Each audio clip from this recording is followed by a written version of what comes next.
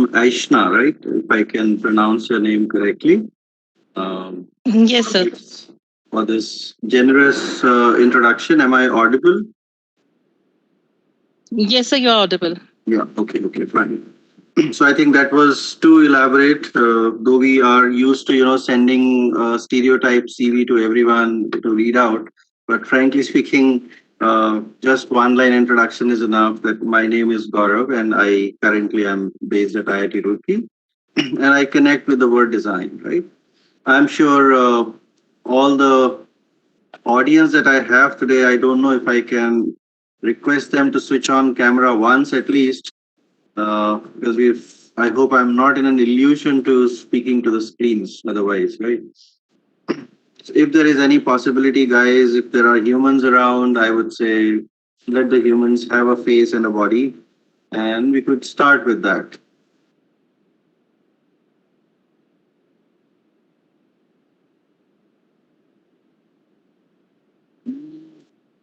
So I guess the participants are not allowed to switch on their cameras. So we have placed some restrictions on it.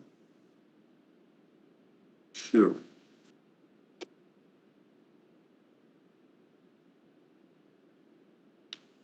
So because it's important about what we are talking, that we connect with each other.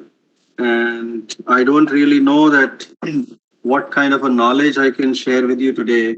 But towards the end, if I can say in one line, I will most likely try to shift a perspective of thinking. So what I will deliver to you is actually nothing, because it will all be in terms of thoughts, expressions, visuals, etc. But ultimately, the impact of that is very, very cognitive, psychological, and internal, which only you can tell whether it helps or it doesn't help all of us, right? So, though I still can't see people, I don't know, on my screen I can only see 4 or 5 people, of which I can only see Dr. Saurabh Chaitanya here. So I assume that there are people around, but you can imagine, you can imagine yourself on my position, that what kind of an interaction in this world we are doing. We call it user interaction, digital interaction, whatever interaction, but it's ultimately it's a mechanical form of interaction unless there is an emotion involved. And all of us, you, me, and everyone, are complaining about certain kind of challenges that our brain is going through these days, that we are depressed, we are stressed, we have this problem, we have that problem, and nobody understands our problem, right? And why does this happen? Because I also feel, because as humans, we have got into this new notion that let things happen on their own, let automation take over us, let technologies rule the world. Who's responsible for this? We create a technology, but when it goes out of our own hands, unfortunately, we become its own victims. So, frankly speaking, even in the position right now you're standing, I don't know if you've been forced to attend this talk or if you're attending this by personal choice or something. The fact, which I think is a very, very disturbing fact, is that the human race itself has been pushed to a certain level of mechanization and automation that humans are struggling to remain as humans. And my only wish here is that if we can connect ourselves, I'm sorry, there's a landline call.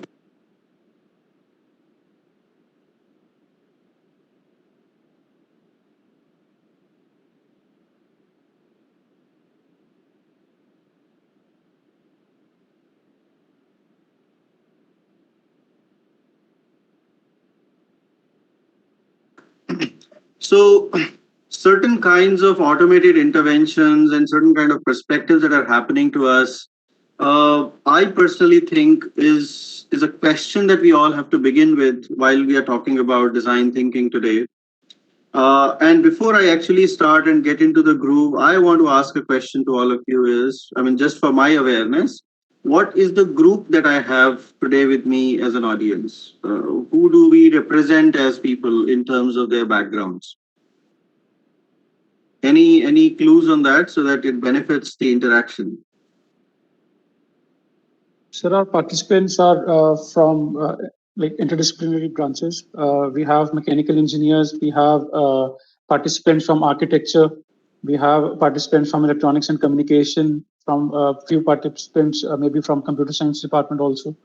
So we have a very interdisciplinary audience, sir. Hmm. And they're all based out of Chandigarh, right? No, sir. Throughout India, sir. We have this participants from throughout India. Hmm. Okay, fine. So I think fine. Then I'll go forward and start sharing my screen with all of you.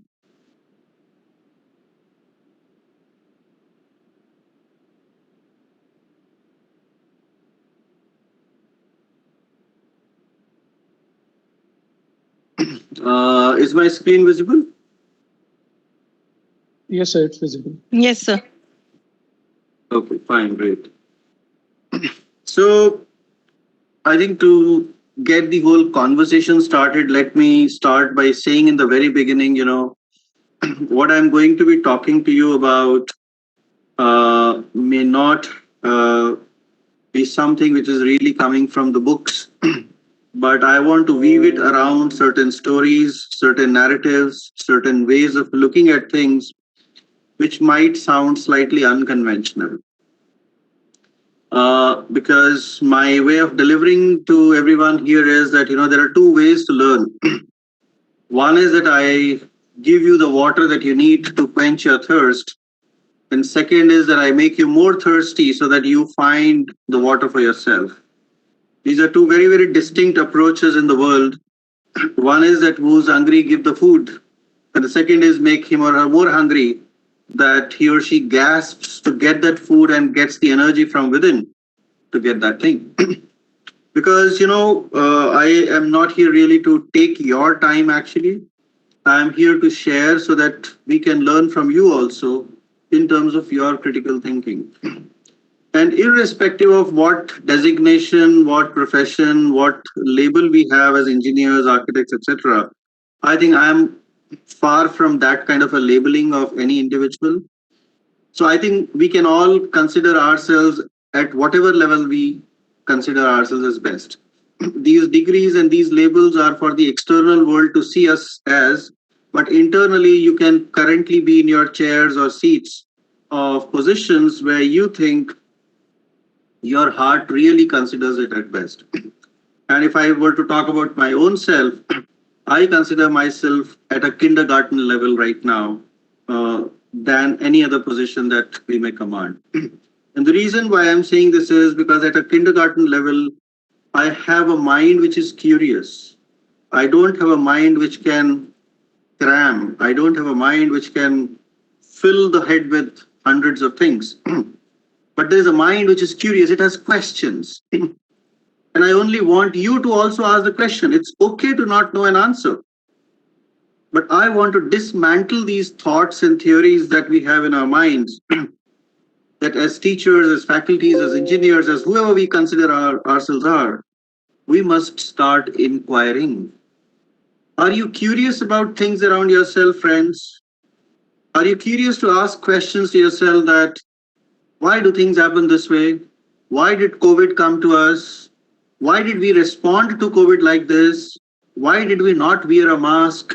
Why are we not able to form a queue with social distancing? Do these questions come to you? Or you think, well, these are questions for people to answer in medicine, but what am I supposed to do with these questions? Well, if that's the direction, I would say then here is the time I would suggest let's start thinking. Because let me tell you, friends, no matter what engineering design you and I learn, if it only stays in the books, it only stays in the books. It doesn't ever see the light of the day. And that's very critical for what we are today going through. And it's important to therefore get out of the books and create those books of real knowledge where it's very important to raise the right questions at the right time, deliver the right solutions at the right time,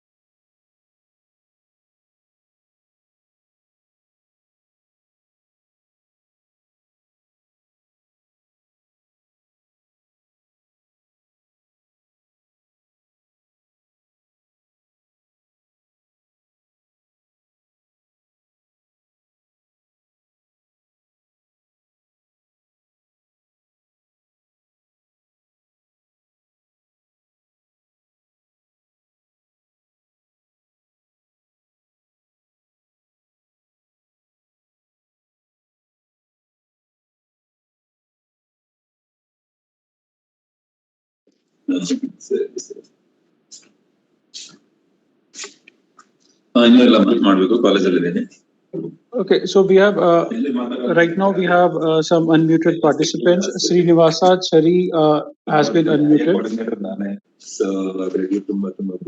and Dr. Pramod Kumar has been unmuted.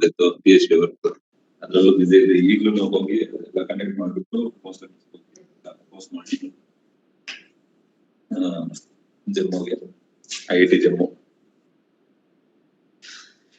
Kanyakumari Jammu ಇಲ್ಲಿಂದ ಐದವರೆಗೂ ಹೋಗ್ತಾರೆ.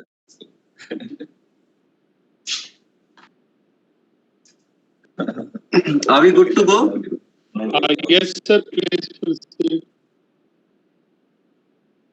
Saurabh, is my voice is audible? Yes, you are audible, sir. Sir, proceed, sir. I think after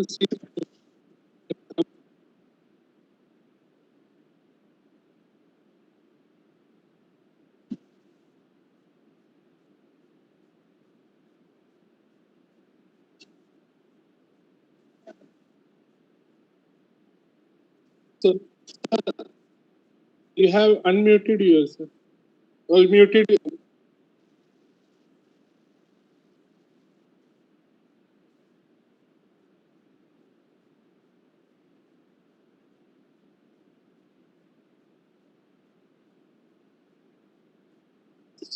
Saurabh, sir, you have muted yourself.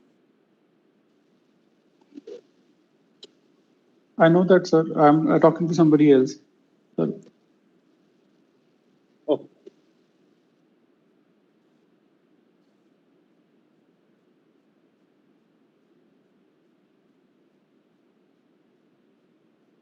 Dr. Pramod, you have been unmuted, and yes, sir. Thank you. You can ask your questions in between. You can interact with sir. Okay, and, thank you. Any other participants who want to be unmuted?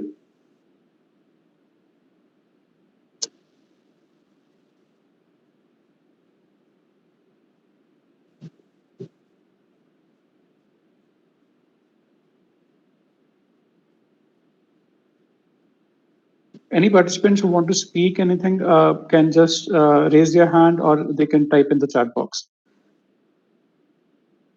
Sir, I think we can resume, sir.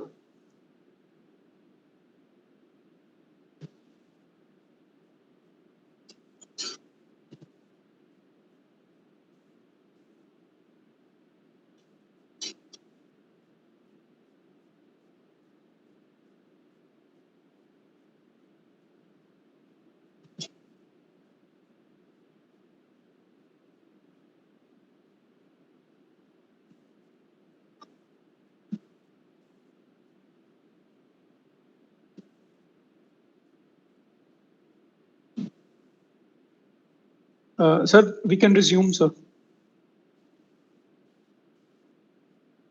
Professor Raheja. Okay. We'll resume, right? Okay. Right. So now people can interact, right? Yes, sir. Yes, sir. Fine. Okay. We will do that. So let me reshare my screen. ये गए थे खोल के छुड़ाया है वर्धा नन्नू बाहर गए थे इनकी दोनों की पिटाई कर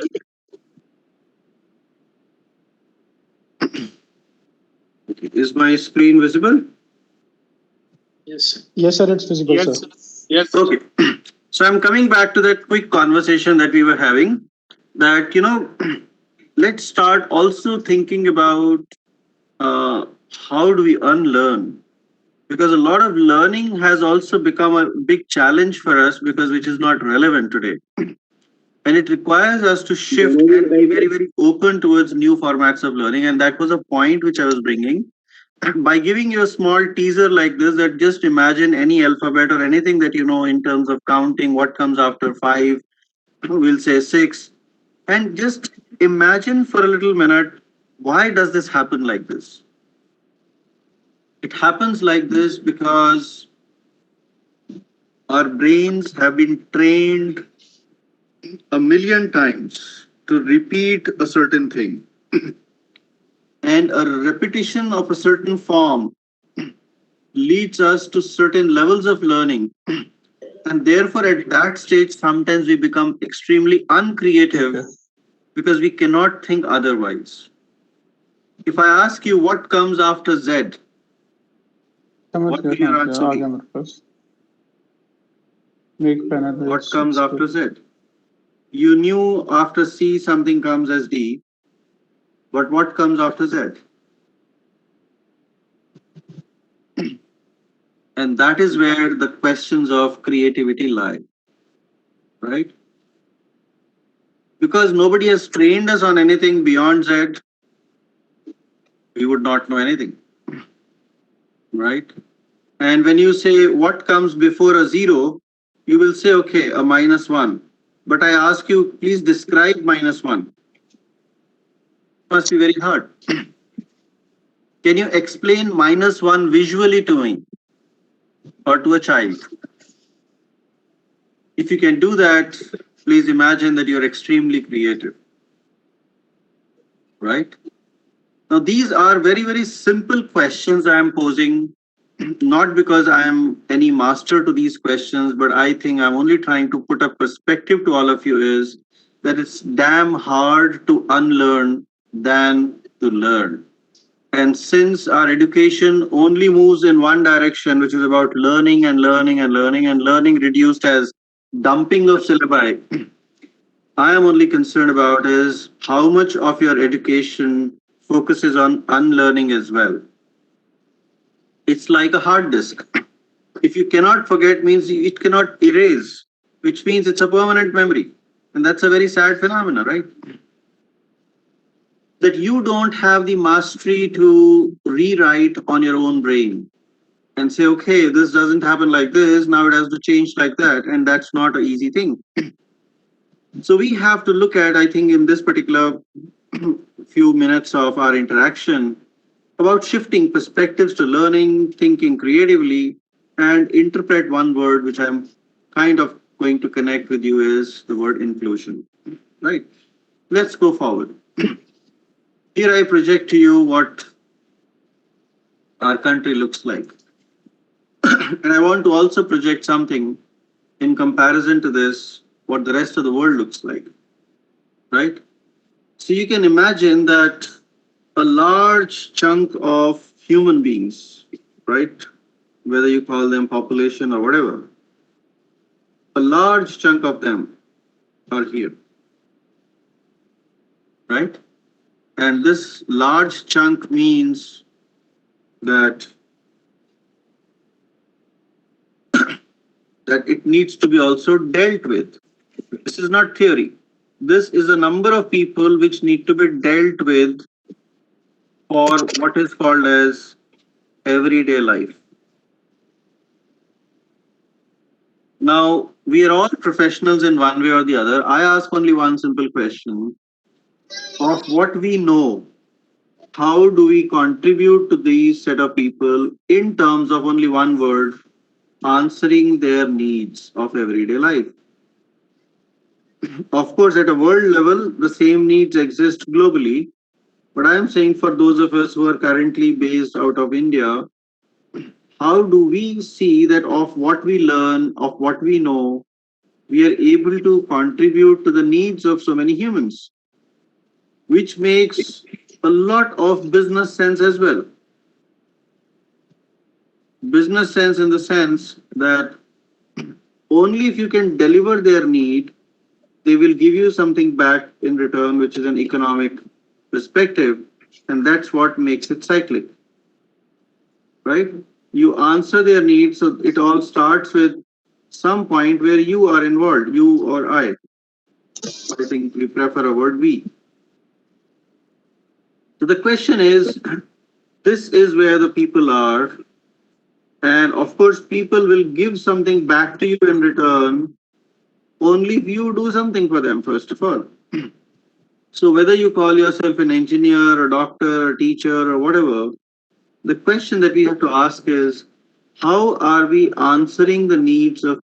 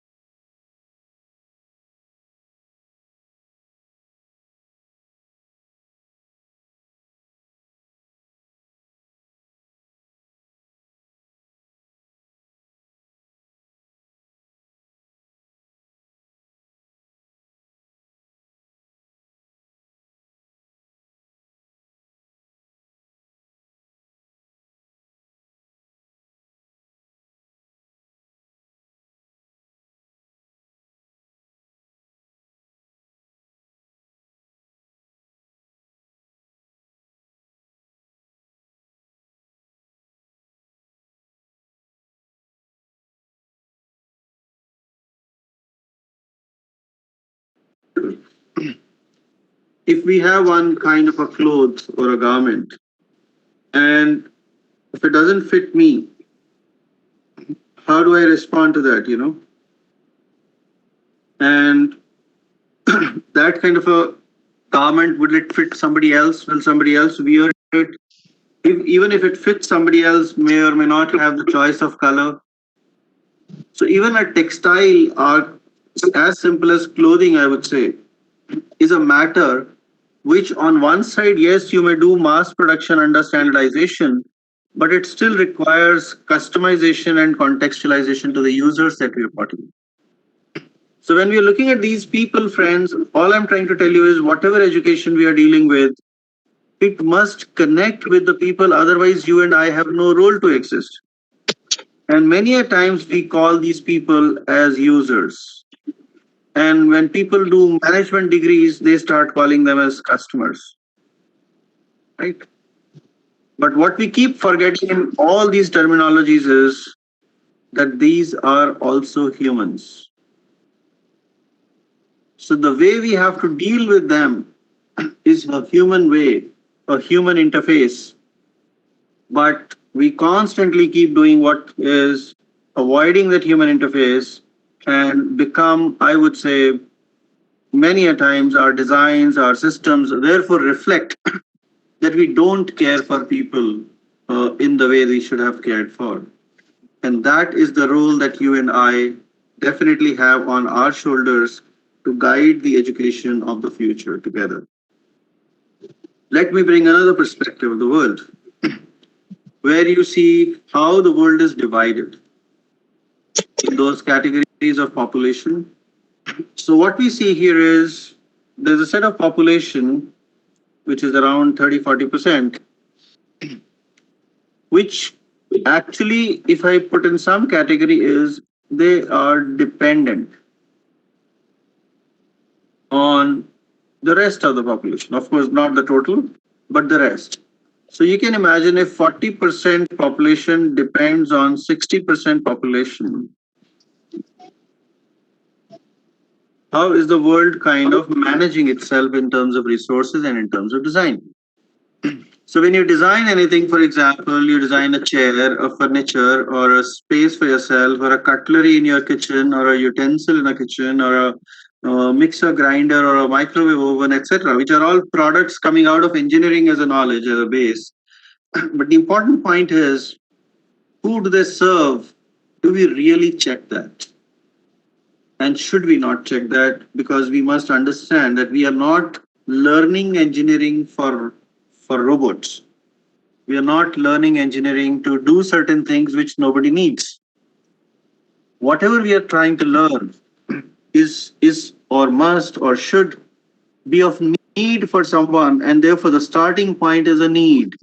And I personally recommend to everyone that we must talk about needs theories in the classrooms now, so that our youngsters start interpreting what does the world need into the future, and can we look at those needs in a very, very humanized ways.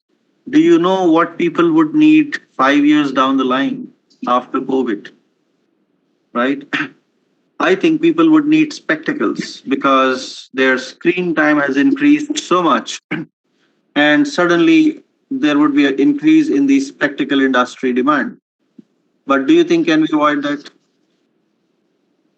Now that we have developed a gadget like a mobile phone or a laptop screen, and with this is the contact of the human eye, the fact is that this was a solution that we designed, but we did not know COVID will come. So the intensity of this solution will become so many times that the solution itself is now becoming a problem. So how do we as engineers solve these kind of problems? And the saddest part is if we continue to ignore these problems and continue to say, no, this is a solution. And this is a shift in perspective that I want to bring and talk about with all of you. That what you think as a solution, is it really a solution? Or is it a new problem that we're talking about? So please do start thinking about it when we talk about education, when we talk about various other things. And it would be important for us to reflect upon all these things as we move forward quickly. I'm just showing you these are perspectives of the world. I don't know how you've all seen the world. We see the world as nice pictures of places like New York, Manhattan, New Delhi, Mumbai, etc. But I'm trying to only bring one perspective to see the world doesn't exist if you don't exist. The world is an imaginary creation of a human mind. Just imagine if your mind doesn't exist, which means you are not there, where is the world for you? Nowhere. So there is a predetermined requisite or a prerequisite for the existence of the world, and that is a human interface. And sadly, what's happening in our classrooms is that we are forgetting about this human interface and we are in the pursuit of something which is independent of the humans, which is only phenomena. For example, sun rises from one direction and goes into the other. The earth revolves around one, and those phenomenons continue irrespective of you and I are there or not. But what is really important is the impact of those phenomena on us. So when you talk about thermodynamics, when you talk about Bernoulli's theorem, etc., all I'm trying to propagate through this talk to you all is let's start connecting it with humans, human needs, human perspectives to everything. And that's something that's really required as a revolution in our education to make it relevant. Otherwise, we would be dumping water to somebody who doesn't even need that, right? And when you start looking at these humans, why it's further important is please understand that the world demographics is constantly changing. So when we were born maybe 20, 30 years back, there was a different kind of a world scenario because there was a different population dynamics. Just imagine if 50% of your population becomes old, would you and I be living in the same way as we are doing today? Most likely not.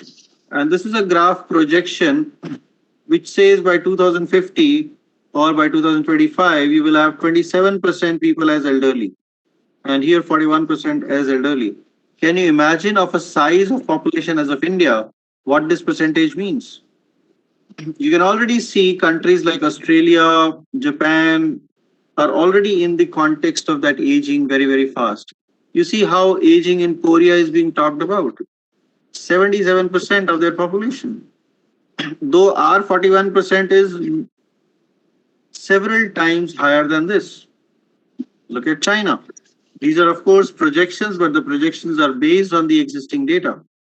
This is the rate of acceleration of the human population. But my question is, if this is the future that we're going to see, will we wait for a syllabi to change on its own, or will we do something about it to change so that the relevance of jobs that your and my youngsters want, well, I think it's not a question of want, it's a question of what is needed again.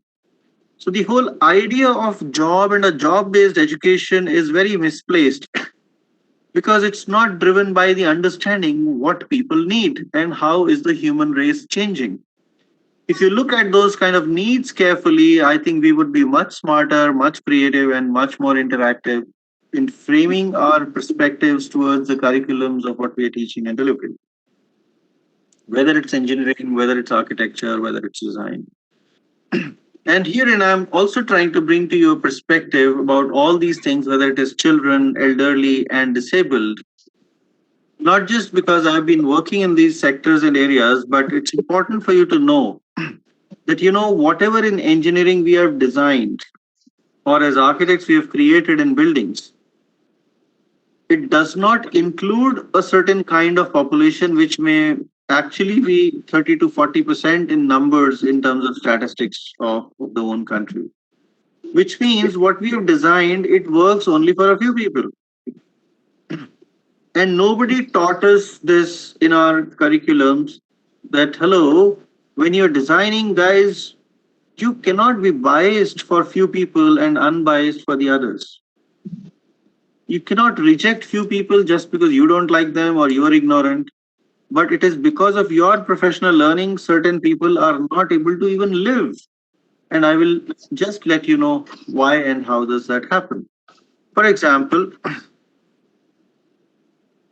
many people, do you know, because of, if it's a child, and if a child develops a certain neuro disorder, like say autism, if a child develops deafness out of a viral infection at an early age, if a child becomes vision impaired, loses sight for some reason, loses a lower limb or an upper limb for some reason, what happens? It's okay. That person lost that limb or lost a particular faculty of their body. But you and I are the people who punish that person for an entire lifetime by saying, what? Okay, you lost an organ, you lost a function, you lost a body system. And your punishment is that now you cannot step out of your own home, you cannot learn, you cannot eat with us, you cannot drink with us, you cannot enjoy life with us. You have to live a life of imprisonment. And that is how we have been designing, right? I don't know if you are aware of all these kind of things. And I would pose a question to you on this. How many of us have our colleagues who you think have any of these deformities, challenges, and disorders and coexist with you and me? If the answer is we have a couple of them, great number, I would say very nice. I'm very happy to learn about it. But if the answer is we have none, I think we have to start asking about those questions that where are such people?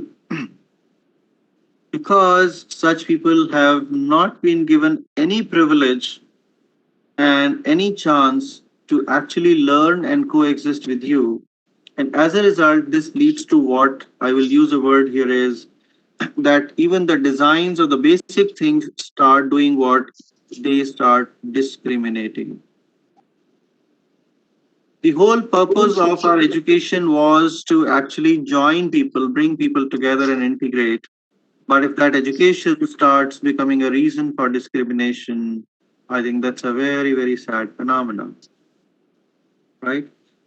And that is what I'm trying to draw your attention to. Do you observe discrimination in your own homes, in your own environments around you, which happens either by engineering or by design? Think about it, see around yourself, and that is where I want engineering and solutions should start thinking and working about. Have you seen a housewife working in a kitchen? Have you ever observed the kind of challenges she goes through? Right? Of course, if male do that, I would be equally open to that. Have you ever experienced that what happens to a transgender person who has to be in public space for using a washroom? Where should that person go? And is that person born like that by his or her own wish? Maybe not. But then why are you and me silent about these factors in our own cities, in our own environments? Because we think it's okay, it's normal, isn't it?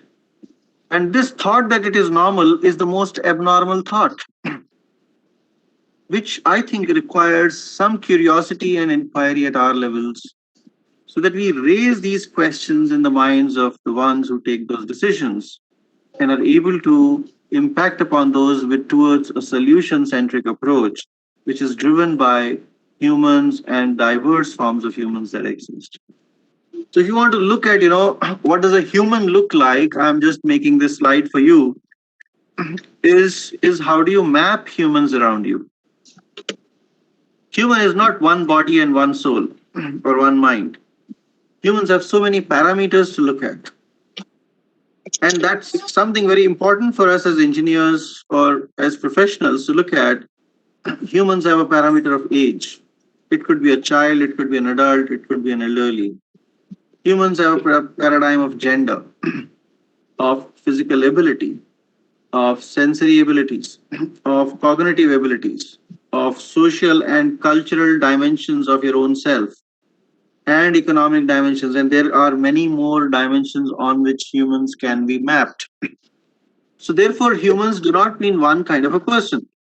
Human means, now if you actually do these as in a section of combination permutation like MCN, you know how many factorials happens there. So these are the combinations in which humans exist. But what we design many a times we assume is that it is only for somebody who has a fit body, right? And that is something really, really critical for us to understand. And I'm only trying to sensitize you here that let us start imagining the problems and the perspectives to the challenges that people face around us and bring those challenges to the classrooms as real time challenges to solve, so that both you and the student today of the future are no longer a teacher and a student but are collaborators on the two sides to resolve these problems with the knowledge that you already have, right? And only then this knowledge will find some purpose. Otherwise, it will only remain a uh, theoretical base of bookish, cramming based knowledge, which neither you want to deliver nor they want to learn, but we just finish syllabus like that.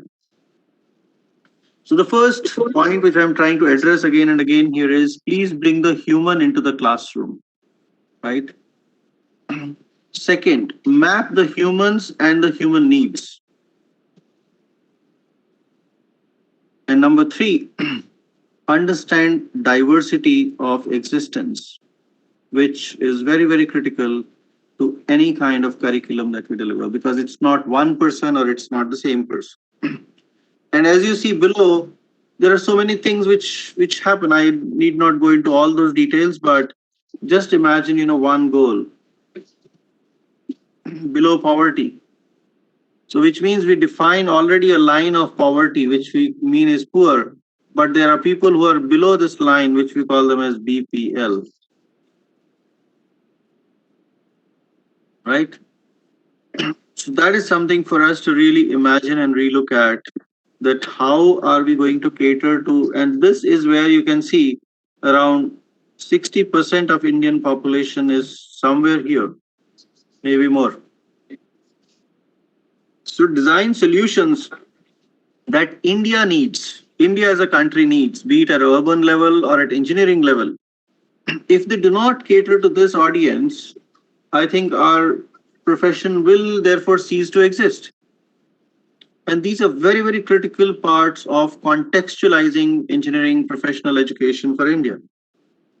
Now, if I ask you, who do you wish to be amongst the set of people who are around in this slide? Which one would you say? The black or the yellow?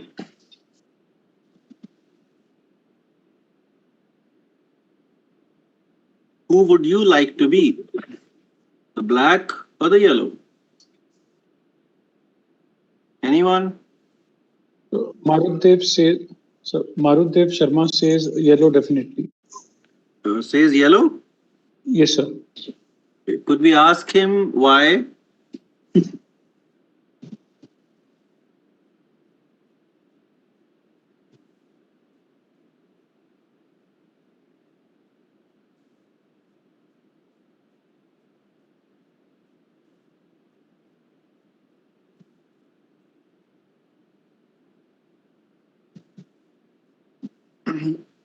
Did we get any answer? Not yet, sir. Okay. So to be distinguished from others. Yes. To be distinguished from others. Okay. Right. I'm just writing the answer that.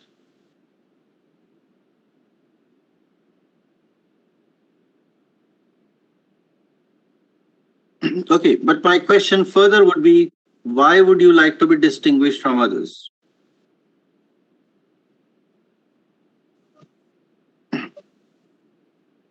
And this is not a question really to be answered immediately, but it's a question for us to think about, right?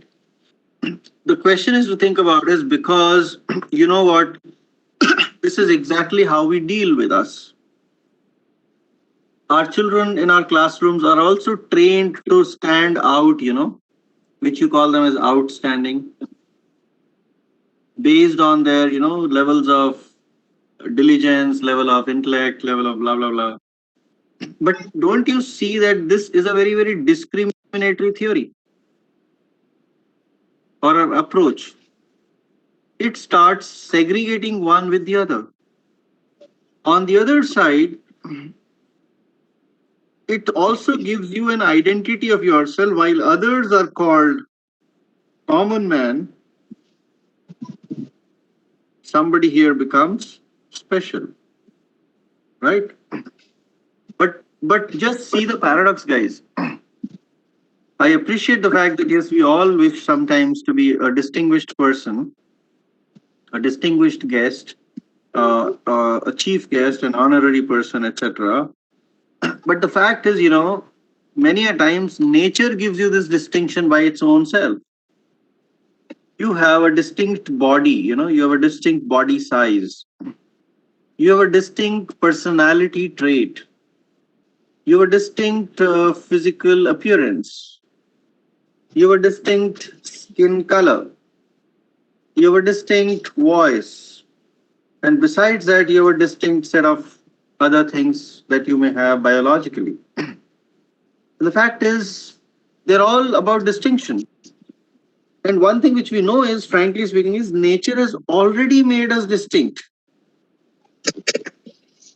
What appears to be black is actually not the same. So there is a distinction, but the fact is, this distinction can also mean that we are all originals. But the problem is that we want to be highlighted further with our originality.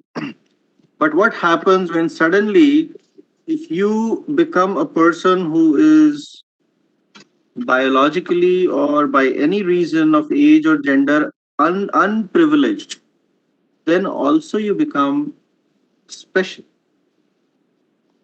And would you enjoy that distinction then? So please understand the distinction that humans are talking about is also rising on two different extremes. One is here is a normal average person, which you say is a middle income group person who is having a fit body, etc. But here is a person who's like a billionaire and kind of fit body, etc. But here is a person who's completely disabled, poor, and all these things. Now they are all distinct. And many a times the question that I'm posing to you is, it is not driven by your choice, right? And the fact is, human condition most often is not a choice. Certain times it is a choice. Yes, it's a choice if you have an ice cream flavor. But do you choose your own disability? If I ask you to choose between mobility impairment, between diabetes, between a heart disorder or something else, will you choose anything and call yourself distinct? Most likely not. So what I'm trying to say here is that, there is a negative connotation to sometimes this distinction, but we are ignorant about it because in our daily life, we keep promoting it as a way of being special. And then if you see this, this is how it goes. So we get to create a world, frankly speaking, which starts segregating people in one way or the other. Frankly speaking, the idea of racism, the idea of casteism, the idea of rich and poor are all but talk about a certain form of segregation and exclusion. Right? And because of which, that is a reality of the world that we are living in. We live in an exclusive world. But as I've titled my talk today with a word called social inclusion, I'm only trying to project here is that this is a possibility or this is an aspiration that we have for the world, that nobody is distinguished on the basis of age, gender, caste, creed, religion, ability, etc., etc., etc. Because all humans could do that. And that brings us to one word which I want to introduce to you, which is called as equity. I'm not using the word equality. Equity meaning providing equal opportunities. The question is, as engineers, as designers, as architects, whatever we create as designs, does it provide a equitable opportunity to somebody to use it, to participate in it, and to engage with it? If that is not, I think there is a lot that we can do as designers further. So here I bring you to a question of how do you look at human needs, which was, of course, an old theory given by Mr. Abraham Maslow. But if you see this theory in the perspective of even current times, you'll find we had a physiological need at one level. And of course, if I translate this further, in COVID times, we realized this as a separate pyramid, we needed oxygen, we needed water, we needed medicines, we needed hospital beds, and we needed doctors. This was the recipe for COVID survival. Only if you survived physiologically, you move to the next level. That, okay, I need safety and security. Now, here you have technological innovations like CCTVs, intelligent locking systems, smart systems, blah, blah, blah. And then you have needs of belongingness, which I think we are all cribbing about that, oh, we are sitting at home, we are locked down, we are this and that. Why? Because you wanted to meet up with people, have a coffee with them. So how do you respond to these needs of belongingness today? You have Facebook, you have WhatsApp, you have LinkedIn, you have blah, blah, blah. What are all these network systems in social media? Nothing but a software engineering based answer to a human need, which we have been learning about since ages. And these are the things which I'm only trying that we have to bring back into our conversations. And then there comes a need of esteem. So actually, when you said that, you want to be a yellow, it's coming from the idea that you want to have an esteem, which is reflected with a distinction. And then there is a point called self-actualization, which is a point when somebody realizes about one's own self that, oh, whatever I was thinking as my needs are actually bare needs. I don't need so much of things, but not necessarily most people reach this level of realization. So most often our engineering programs, our design programs, etc., are struggling in these 4 levels of needs. So for example, if you design a bottle of water, right? It's what? It's a design of portability for water. If you design a cup as a ceramic example, you're doing an insulated program of design for having a hot tea inside it, right? If you're designing a mobile phone or something as a means of communication, which is a sensor-driven technology, what you're designing is a way to connect with friends and other people. So it's about facilitating a communication need, right? If you're designing something about, warmth and heating and certain systems, so maybe you have these kinds of heater systems, right? These are those coil heaters. So you'll say, okay, this is a new kind of a engineering system through which, there's oil-based heating and there's a coil-based heating. What are those systems eventually? So if you talk about this as a system, or you talk about this as a heater or certain thing, right? They're all what? They are devices, products, or systems. I'll write it here. They are either devices, they are either products, or they are systems, including a system to move, which could be maybe a smart car, right? Okay, I want to buy a new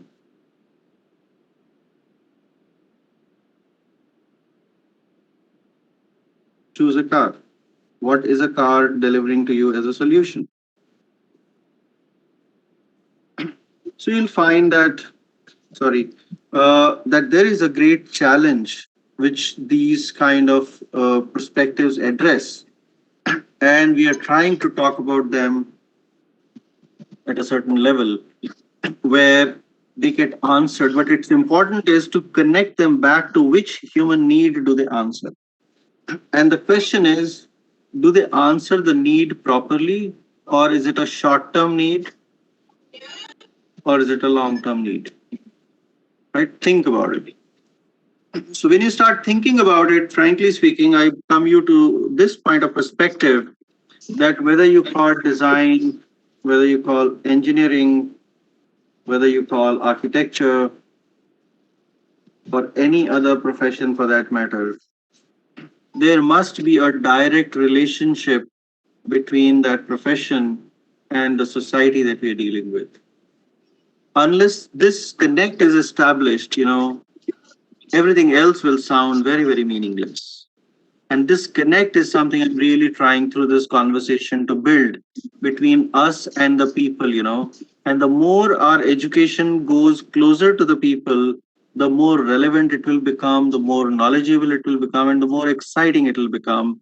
And then as a generation, we would actually be dealing with real-time solutions to dynamic problems of human life, which is whether on India or in the globe or elsewhere, and would have made our education very, very interesting.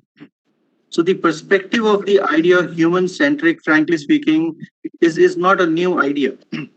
But it's more like it has to be re-brought into the focus because suddenly we realize that our engineering, our education, our architecture, etc., is becoming human defocused because it's becoming focused only on business, but not on the human paradigm of need around which the business could have been strengthened.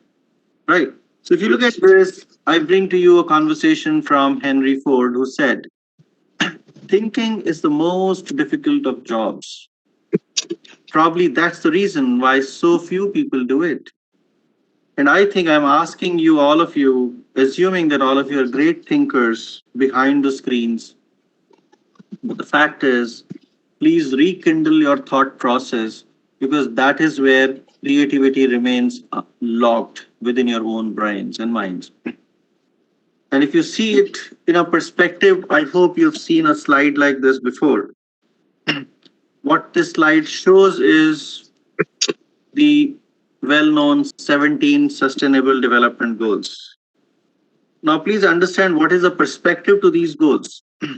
The perspective to these goals is that these are 17 points of agreement across 200 plus countries in the world. That all of us need to address these 17 perspectives in each of our countries and overall for the entire world. And I start with the first perspective. First perspective is about poverty.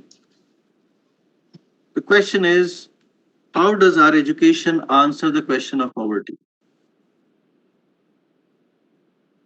And unless it starts answering these questions, as long as it will escape these questions, I don't think we are doing any good to anyone. Because this problem stays and the problem is only growing further. It is not reducing. Is poverty reducing? I don't know. But we have more and more signs of greater and greater divides between one set of economic range to the other set of economic range. So it becomes very critical, for the world to become sustainable. If you look at the first goal itself, it gives you a big challenge. And what would happen further? What would happen further? So we don't know unless we start looking at things from perspectives that provide us that not only we are talking about humans, but the humans are responsible for basically making the fact that the world is sustainable. And that is a perspective that I'm trying to bring. I'll not go into all these details, but if you broadly see, second goal is about hunger. Third goal is about health. Fourth is about education. Fifth is about equality. Sixth is about water and sanitation. The question is, these are the things that we have to take into our education very, very directly and integrate what we are doing in the rest of the communities to put it together. And unless we do this, I think we are running away from the problems or we are creating new problems actually, but without a solution to them. So therefore, what are the tools that are required for doing this? I would say the first tool that's required, and I think I've been trying right from the beginning today, is to engage a conversation. Please understand, unless you listen to the people, listen to humans, observe their problems, map their diversity, and engage a dialogue. And this is something which I find is completely missing in our education. Our engineers, our doctors, our future professionals need to be trained and oriented towards discovering the new problems. And they cannot discover those problems if they just stay within the classrooms. So it's important that we need to step out of the classrooms for these conversations. And these conversations must become part of our classrooms through a form of collaboration, right? That, okay, then I am not a teacher. I don't know everything. Some of you know better. So then we kind of position ourselves in collaborative formats and start working towards a common goal. Once we agree, there is a common problem. And this, of course, needs a third tool, which means we start thinking really out of the box and in a creative manner. Right? And these tools lead us to what we call the word as design, which, in my understanding, is nothing but a way of thinking. It's not a statement of elitist people, right? Many times we think designer is a person who wears a hat like this, right? Maybe I should make a black one.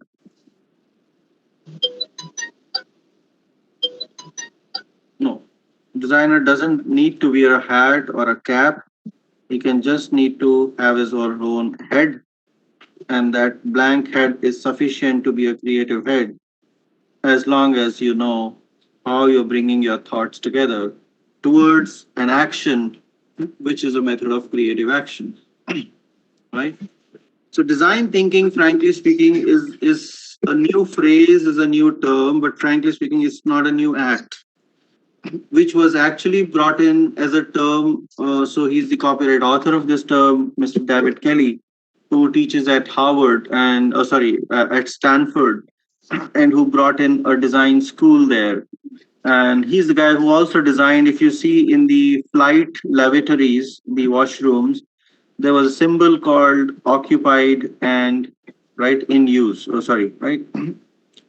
So, or vacant or occupied or vacant or in use was a simple design solution to a problem which was earlier not seen as a problem. That somebody is in the washroom, but you need to know whether somebody would sometimes barge into it and accidentally realize, oh, it's in use. So the fact is, even to look at those trivial details as solutions, of course, ranging from doing this for flights to other things, David Kelly has a huge experience to do those things. And I feel is a great inspiration for all of us too. But what he therefore brings about this term human-centric approach is this. The human-centered approach to innovation is one that draws from the designer's toolkit to integrate the needs of the people. So whatever I've already shared with you, I'm just trying to summarize here is integrate the needs of people, which means you have to go to the people to understand those needs, which is something very, very critical for our curriculums to start doing. The second is the possibilities of technology. So it's not that it's only about technology, it's about technology along with its interface. You don't put a motor and pack it and say, okay, you use this motor to do this. You put the motor in a particular way for using that force in a particular way, or you put a certain sensor in a particular way. So it's not just technology. We have to tell our younger students that when you think of technology, also think about its interface while you're responding to the needs of people. And the third very important factor is, which becomes a requirement for its business success. I think I may or may not agree to this word only business. Therefore, I've used a word below, which is my personal interpretation is it is for a social success. Because unless a social issue is resolved by it, of course, business means it's transaction. But sometimes business becomes so heavy that it doesn't even care about why it started as a business. And that is when the problem starts becoming even bigger. So here I give you an example, Let's look at this. Can I ask you a question? What do you see in front of your screens? Any response? Need of water. Sorry, what did you say? Need of water. I could not hear it properly. Need of water. Water. Okay, need of water. Okay, you said need of water. Okay, and you also see, yes, you see the need of water, but you need to spend a little more time with these images. And that's what I'm trying to draw your attention. That because we are not trained to see the people very, very carefully, this training is not there. And it's very difficult to also train on this. There are so many things that are hidden in this image, which are only interpretations. I also don't have the reality, but these are interpretations of a borrowed image. But this is what is something what should make an engineer or a designer sensitive. You do see a need of water, but you also see how that need is being responded to. That need is being responded through a tanker on one side. The second way it is being responded to is by a certain form of utensils and how those people are holding those utensils. And if somebody has to hold two utensils, you see how the two are held in terms of design of this utensil itself. So this is one utensil, this is another utensil, how people hold it. And this is when they are empty. When they will be filled, I don't even know how they carry it. And a third observation, if you see here, is that majority of the people who are holding this is only women. The question is, where are the men? So if you look at it as a human issue, one could say the solution is water, the solution is to provide a hand pump or a motor or something like this. Well, that is where we do the mistake. Because we look at a solution minus the humans. Right?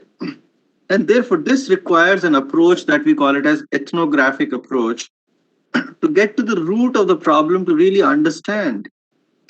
And if you really see the fourth problem, just imagine if men were part of this queue, would women and men queue together like this? Would there be a differential queue? Or is that the reason that therefore men are not there? We don't know these answers. But it requires us to ask these questions at an early stage so that when you think about a design solution, it really sustains. And that is really the problem with most of our design solutions, which are unsustainable solutions, because they've not been able to get to the root of the problem in a very, very cohesive manner. Likewise, if you see further, what do you see? There's also about need of water, but you see a different kind of things. But it's an interesting solution, isn't it? That people have put their pots there in a queue, but the people are not in the queue. Isn't it interesting? So sometimes what I'm trying to say is great engineering solutions are not about only digitization and technology, but of innovation. And this is an innovation done by people.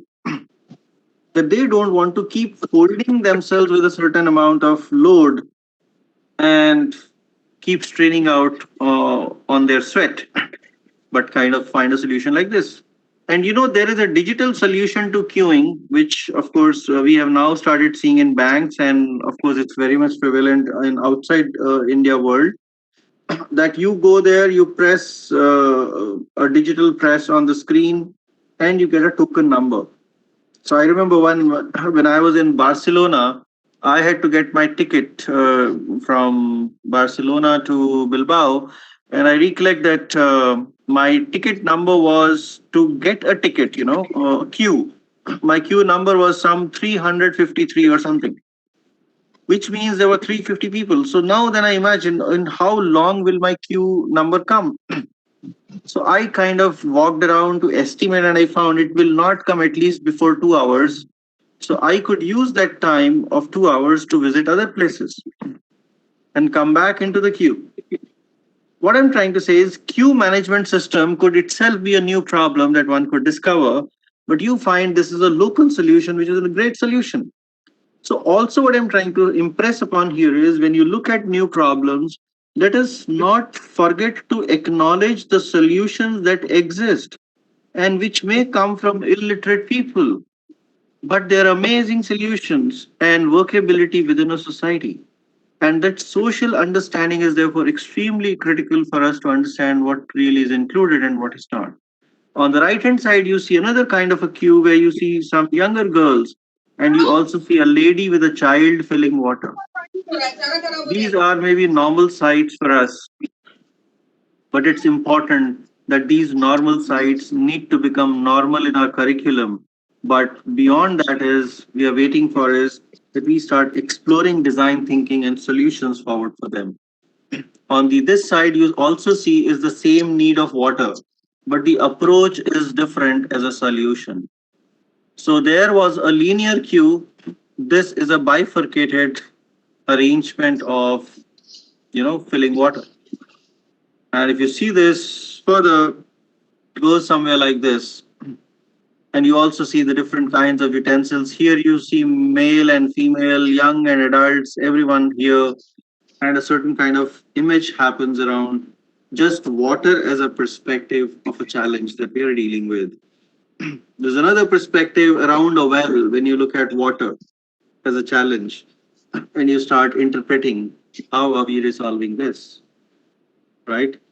And if you go further, you'll find so different sources of water led to different kinds of solutions in different communities with distinct solutions, with different distinct ways of filling water, distinct utensils, distinct colors. And isn't that an amazing kind of way we are working? You see this lady, how many jars she has in her hand? 3 plus 2, 5. And did anybody of us imagine how would we design water carrying is water mobility is one problem, having clean drinking water is another problem, the source of water is third problem, managing water in a queue is a fourth problem, and therefore there is no single solution that will work if we do it as a single person, and therefore it requires an intense collaboration between the ones who are with the problem as stakeholders and between the ones who want to provide a solution. Friends, one simple admittance that I have to make here is many times we used to think that we know the solutions, but the fact is we really don't. So let us accept in all our humility as engineers and professionals that I do not have a complete solution, but I have the ability to create a solution along with all of you, provided I have the reach to collaborate, converse with all of you. And that is what I think engineering of the future, design of the future requires in order to have a world where we can include people in one way or the other. This is another Bisleri bottle cap. You see a sensor-based tap is another water-based system. On the other side, you see advertisements which talk about portable water, which is another solution, so which is a completely industrial solution and a business-driven solution towards water and water portability. And then they even put a caption like the original water. Oh, we thought we were having duplicate water. But then you find, I don't know if you know about this ice stupa, which was given by as a concept by the same gentleman whom you might admire in the tales of Three Idiots as Fung Shuk Wangdi, right? Gentleman who runs this Himalayan Institute of Alternative Learning in Ladakh, right? And if you see that, so he created what is called as ice stupa, right? Uh, ice stupa, which is a concept to actually store water for a certain time, which is basically required, to ensure that the water does not melt when it's actually needed. So using a conical form of storage of water, collecting natural water, it's a great solution, which I don't know if you want to call it engineered solution or a natural solution or a creative solution. But the fact is, Mr. Sonam Wangchuk, the name I'm mentioning about, is the one who created this with community as a solution, so that all of us can store water and can take fresh water from the same thing that we could take together. So all these last few slides that I've talked to you about are at the first level of physiological need of humans, that's water. But the solutions, the approaches, and the context is very different. But the question is, how do we bring this into our curriculums and how do we really talk about this to our students? And that's where I think my request and perspective to all of you would be that let's start getting creative in our engagements as teachers, in our engagements as professionals, because our students really need to get creative if they want to survive in the world that's lying ahead. And that is where I think I will give you a pause to ask this question to yourself, that are we creative enough to do those impactful changes into what we are actually doing, right? So I think I've already exceeded a little time because we started a few minutes late. So I think I should then be moving towards my end of slides. So I'll just skip a few slides here. If we had more time, of course, I would have done this exercise, but I'll just jump it over and take you towards the end of everything. I think one phrase which I want to definitely bring here is, is this one, that please start connecting with these 3-4 words, right? Of course, engineering you already know, but please think about what is the purpose of doing engineering. The second thing is engineering or any profession has no meaning if it does not deliver empathy, which means a connect with people, which we have been talking about, right? It ultimately as a solution has no purpose if it is discriminatory or exclusive, right? And if it does not integrate together as one single package, which we call it as design, which is responsive to a human base, I think this whole ecosystem will continue to fail and we cannot achieve the idea of sustainability uh, unless this integral effort is seen together, right? So with these thoughts, I think as a conversation, maybe I will just flip to the last slides and wrap it up. Maybe I'll just show you this one, as an example about empathy. So, frankly speaking, design is a non-linear thinking process. It would require you to start with, a process of empathizing the problems of the human, define those problems, develop an idea, and then test those ideas to develop a prototype, and then continue to recycle this whole effort as an iterative effort. And these are, of course, details which matter only when we are in that stage. So I would suggest towards the end that a design is something which really needs to reconnect with people. Maybe I'll go with the previous slide. So whatever education we are all together here for, I think all it requires is a kind of exchange, right? The E of education and the E of exchange needs to connect between, one is providing exposure, and this exposure can be given through real life challenges. Make the experience also real. So through real stories, real connects, real data, real challenges, bring that experience. And that is when we will be able to create a generation which is empathetically driven towards finding solutions. And that is when we would have reached a certain form of evolution, leading to the empowerment of students and the next generation in some form, which eventually, I know today we look at only employment as one thing or earning as another thing, but I suggest that we should have a connect towards entrepreneurship towards that. And that entrepreneurship can only happen if you're able to respond to that one need very, very carefully. So towards the end, if I were to say, it's a statement by Frank Shimero, who said that, people who ignore design is that, it's the design that ignores people. So this is something for us to keep observing, keep connecting and understanding and interpreting. but you understand the relationship between design and people is very, very critical. Otherwise, that design, even no matter how artistic it looks, how immensely great it looks, it cannot be classified to us as design, because if it doesn't serve people, it's only a mere art, right? So with those words, I end my conversation here, and thank you all for a very, very patient listening behind the screens. Um, and over to you for any reflections, feedbacks, questions that you may have.